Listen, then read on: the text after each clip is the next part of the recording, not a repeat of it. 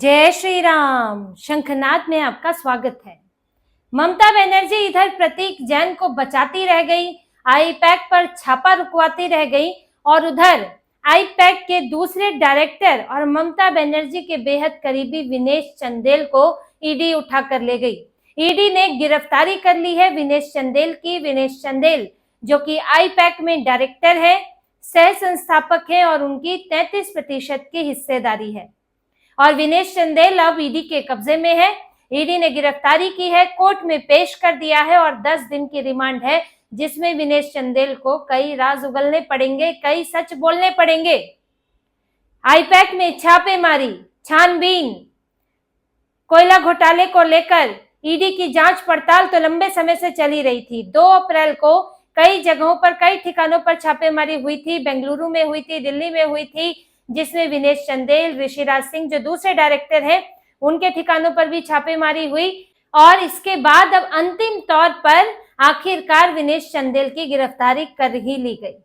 और बात यहीं तक नहीं रुकी है, ये तो एक गिरफ्तारी हुई है, अभी तो प्रतीक जैन का नंबर आना भी बाकी है। और देखिए, जैसे ही आईपैक को दर्द हुआ तो ममता बनर्जी को तकलीफ होने लगी, अभिषेक बनर्जी को तकलीफ होने लगी, और बड़ा लंबा चौड़ा पोस्ट लिख डाला अभिषेक बनर्जी ने कि ये तो एक राजनीतिक कार्रवाई है, चुनाव में 10 दिन बाकी है और इस तरह की गिरफ्तारी हो रही है।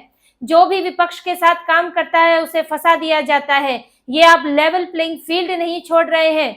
अब इनको गिरफ्तारी तो उधर हुई है, आईपैक में छापा उधर पड़ा है, दर्द अभिषेक बनर्जी को हो रहा है। आखिर क्यों? कोयला घोटाले की बात है। कोयला जो तस्करी होती है, जो जिसमें अनूप माझी आरोपी है, 50 करोड़ के हवाला लेन देन की बात है, तो वो तो आईपैक से जुड़ा मामला है। आप क्यों उसमें इतना बेचैन हो रहे हैं? अभी तो आपका कोई नेता गिरफ्तार ही नहीं हुआ इस मामले में। अभिषेक बनर्जी की पत्नी रुजिरा बनर्जी से पूछताछ हुई थी, क्योंकि जो कोयला तस्कर है, जो मास्टरमाइंड है अनूप माझी, उससे लिंक सामने आए थे, तो उसको लेके पूछताछ हुई थी। लेकिन आपके तो अभी कोई गिरफ्तारी नहीं हुई है, तो दर्द क्यों उठ रहा है? क्या इसलिए उठ रहा है कि अब आईपैक से होते होते ईडी आपकी तरफ भी आ सकती है? ईडी को इस जांच में कई अहम सबूत मिले हैं। मनी लॉन्ड्रिंग का पूरा नेटवर्क वहां पर पता चला है कि कैसे ये लोग ये 50 करोड़ रुपया जो कि कोयला तस्करी का है, उसे घुमा घुमा कर ब्लैक को व्हाइट करने की कोशिश कर रहे थे। इसमें फर्जी बिल जनरेट किए गए, फर्जी इनवॉइस जनरेट की गई। जैसा कि ईडी का आरोप है, आईपैक ने दूसरी कंपनियों से जुड़े हुए फर्जी इनवॉइस दिखाए, यानी कि हमने फला कंपनियों को अपनी सर्विसेज दी, कंसल्टेंसी दी और उन्होंने हमें पेमेंट की, जबकि ऐसी कोई कंपनियां नहीं थी।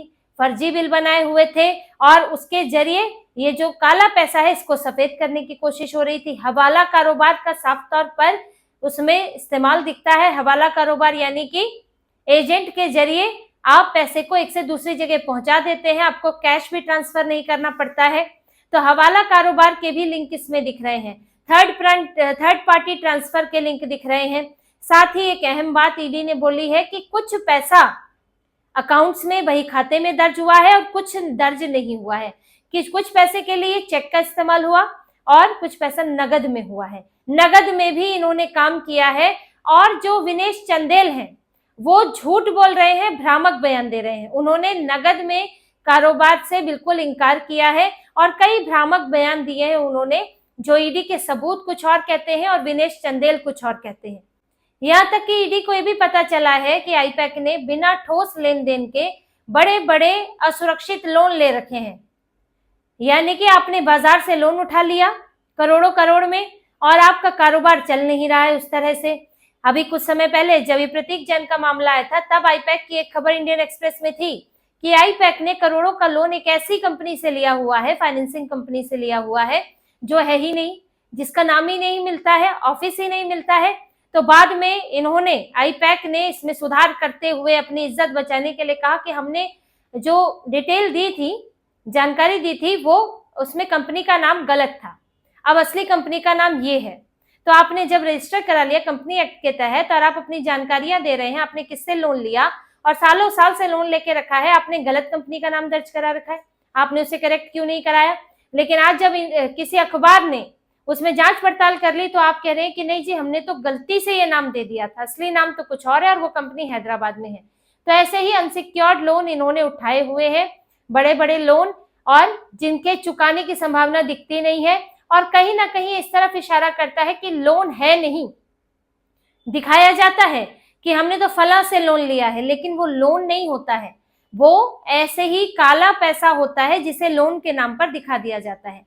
अब इसे 50 करोड़ रुपए की बात आ रही है। ये तो अभी बात है जो ईडी के सामने है, और छुपे तौर पर क्या क्या और हुआ होगा इसका तो अभी आकलन करना बाकी है। अभी 50 करोड़ रुपए अवैध तरीके से आए हैं, आपके अपने कंपनी के कामों से तो आए नहीं है, लेकिन आपको इन्हें वैध भी करना है। और कैसे वैध करेंगे? इन्हीं सब तरीकों से, हवाला कारोबार के जरिए, फर्जी बिल दिखाकर, फर्जी लोन दिखाकर, ताकि आप कल को जब ऑडिट हो तो आप सरकार को दिखा सकें कि ये देखिए जी, ये तो 50 करोड़ रुपए हमने कमाए हैं या हमने लोन के जरिए लिए हैं, और जबकि वो चीजें हैं ही नहीं। और इसकी शिकायत देखिए दिल्ली पुलिस ने दर्ज की थी इस मामले की, सीबीआई इसकी जांच कर रही थी कोयला तस्करी की, लेकिन फिर धीरे धीरे इस मामले में मनी लॉन्ड्रिंग भी दिखाई दी कि जो ईस्टर्न कोल फील्ड्स के जो खदानें हैं कोयले की, वहां पर अवैध तरीके से खनन होता है, अनूप माझी का नेटवर्क चलता है। फिर उस कोयले को झारखंड में और आसपास के राज्यों में अलग अलग फैक्ट्रियों में बंगाल के अंदर भी बेचा जाता है, अवैध तरीके से बेचा जा रहा है, क्योंकि खनन का कॉन्ट्रैक्ट तो है नहीं आपके पास, आप उसे अवैध तरीके से खनन करके बेच रहे हैं। अब उससे जो पैसा जनरेट होता है, क्योंकि वो पैसा इलीगल पैसा है, तो फिर उस पैसे को घुमा घुमा के लीगल किया जाता है, और साथ में उनको भी ठूसा जाता है, जो कि कानून व्यवस्था देख रहे हैं, चाहे लोकल पुलिस हो, लोकल नेता हो, चाहे ऊपर के नेता हो, या पूरी की पूरी पार्टी हो, तो ये सब एक चेन से जुड़े हुए होते हैं।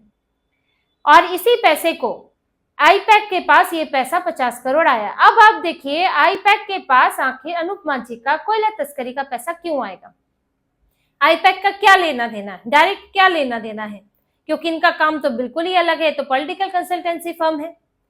ये मामला कोलकाता का है, बंगाल का है, पैसा बंगाल से आया और गया कहाँ? आईपैक के पास। आईपैक किससे जुड़ी है? टीएमसी से। तो ये सीधा सीधा लिंक दिखाता है कि ये पैसा कहीं ना कहीं टीएमसी का है, जिसे आईपैक के जरिए व्हाइट मनी करने की कोशिश की गई। और ईडी का ये भी आरोप है कि ये पैसा इस्तेमाल हुआ है गोवा के चुनाव में।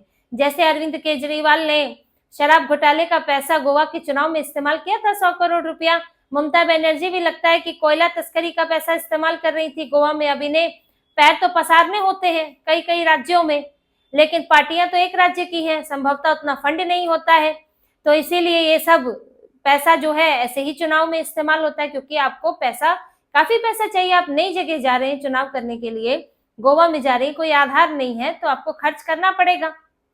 तो यहाँ इसीलिए इन दोनों का लिंक एक जगह आकर मिल जाता है, आईपैक और टीएमसी का। इसीलिए यहाँ भी छापेमारी हुई थी कोलकाता के अंदर प्रतीक जैन के घर पर और आईपैक के ऑफिस में, जहां से ममता बनर्जी दस्तावेज उठाकर ले गई, और मामला अब कोर्ट में चल रहा है। और वहां पर अब देखिए इस पे क्या फैसला आता है। लेकिन ये जो उठाकर ले गई ममता बनर्जी, ये डर दिखाता है, क्योंकि जैसे जैसे आईपैक की तह खुलेंगी वैसे वैसे मामला टीएमसी तक पहुंचेगा। अब देखिए जो विनेश चंदेल को पकड़ कर ले गई है पुलिस, आखिर ईडी जो पकड़ कर ले गई है, वो क्या जानना चाहती है कि आपने गलत तरीके से पैसा आपके पास आया, आपने उसे इस्तेमाल कर, आपने उसको व्हाइट मनी करने की कोशिश की, लेकिन अब बात है कि आपके पास 50 करोड़ आए कहां से। सोर्स ये जानना है और स्टैब्लिश करना है।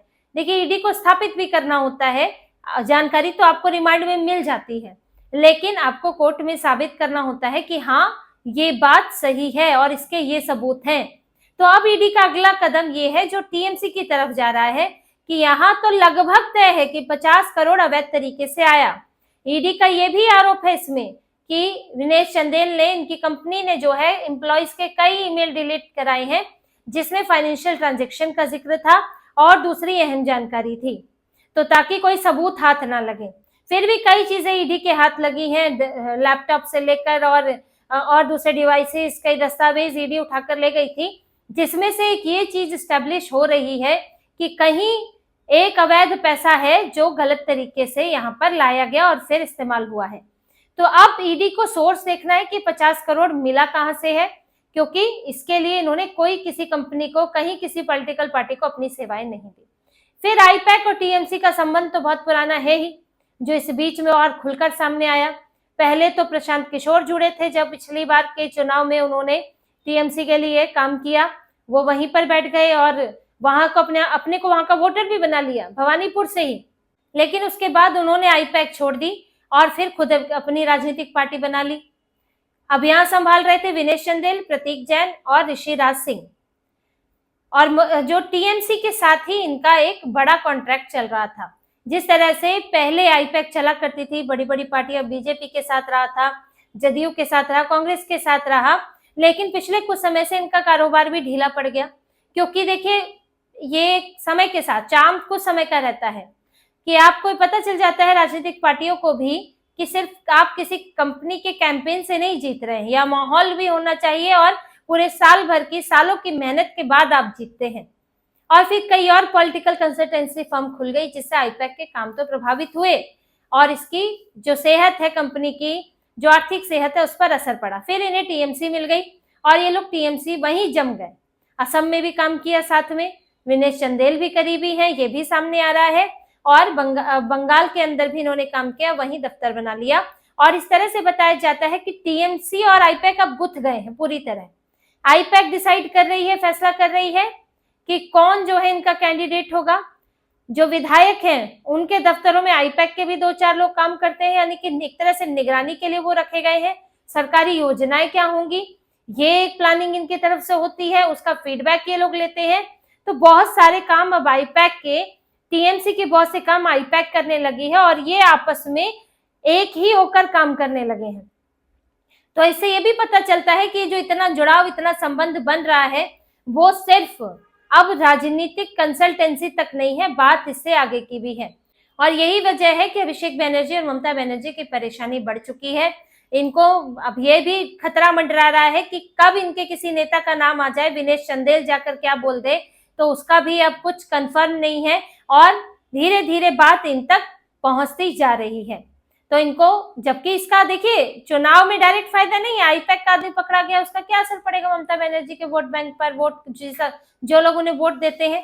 क्योंकि ये तो प्रतीक जैन भी नहीं पकड़े गए हैं, अभी गिरफ्तार नहीं हुए हैं, जो यहाँ से जांच हुई थी। तो इसका कोई पॉलिटिकल मतलब इनका इसलिए नहीं है, लेकिन इनकी तकलीफ दूसरी है। तकलीफ ये है कि कल को हम तक बात पहुंच जाएगी, तो उससे पहले ही ऐसे हंगामा करो कि इसे राजनीतिक कार्रवाई कहना शुरू कर दो। लेकिन ईडी, ईसी, एससी, इस सब के बीच में अभी ममता बनर्जी फंस चुकी है। हर तरफ से कार्रवाई हो रही है और कहीं से इनको अब अपना मनमानी करने का मौका नहीं मिल रहा है।